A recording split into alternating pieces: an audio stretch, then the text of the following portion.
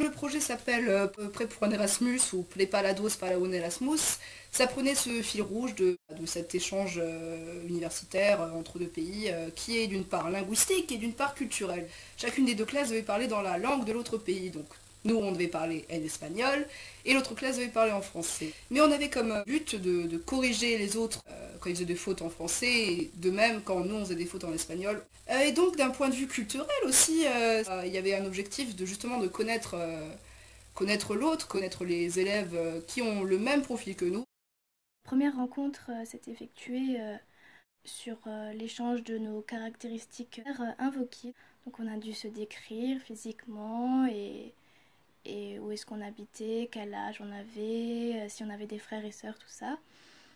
Et donc voilà, au final ça donnait un petit personnage qui décrivait notre correspondant. Il s'agissait d'échanger un maximum, de réagir, de proposer des sujets de discussion, être régulier et surtout se corriger. En fait. Le forum de discussion était la partie qui valait le plus de points, ce qu'on peut comprendre aussi. Donc c'était 60% de notre note. On avait aussi un carnet de bord à réaliser. Le but c'était de nous mener en fait à une vision critique de notre propre travail, donc d'évaluer ce qu'on faisait, mais surtout évaluer notre pratique et les potentiels conflits qu'il pouvait y avoir nous et quelles solutions on avait pu apporter. On avait plusieurs tâches à réaliser. Donc le premier c'était le vocable. Ensuite il fallait échanger sur les préjugés à propos de nos pays. Donc ça c'était assez drôle. Ensuite on a dû faire un blog guide pour un séjour en Erasmus pour le correspondant.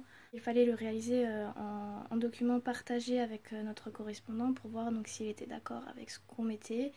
Une partie sur les rythmes de vie, donc en France et en Espagne, les coutumes et les traditions, et les monuments et les sites d'intérêt.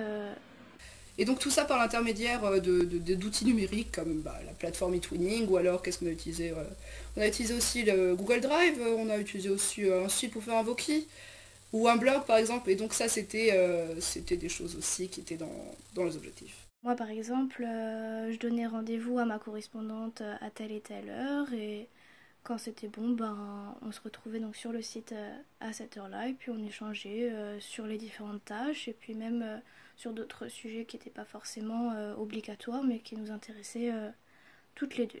Ce que j'aimais bien dans ce projet, c'était justement de voir la différence culturelle, où justement des fois il n'y avait pas de différence entre nous sur certains points. On devait faire des listes de préjugés, et justement on voyait l'image qu'on donnait à ces personnes de notre pays, ou alors l'image qu'on se faisait de ces personnes était parfois complètement fausse. Et donc justement je trouvais ça intéressant de leur dire que je ne me balade pas tout le temps avec une baguette de pain sous le bras et que eux ne font pas tous la fête tous les soirs, quoi.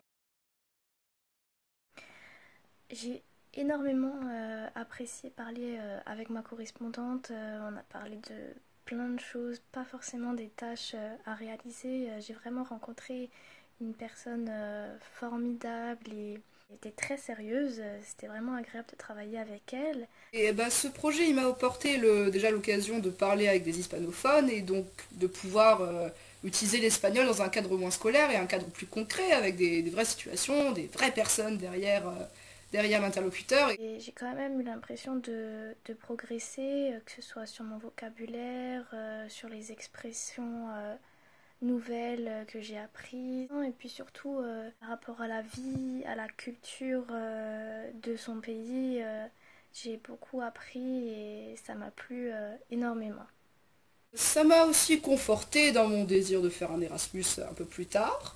Peut-être pas forcément en Espagne, mais si j'arrive à garder contact avec les personnes de mon trino, peut-être que si je passe par Madrid, j'aurai quelqu'un à aller voir.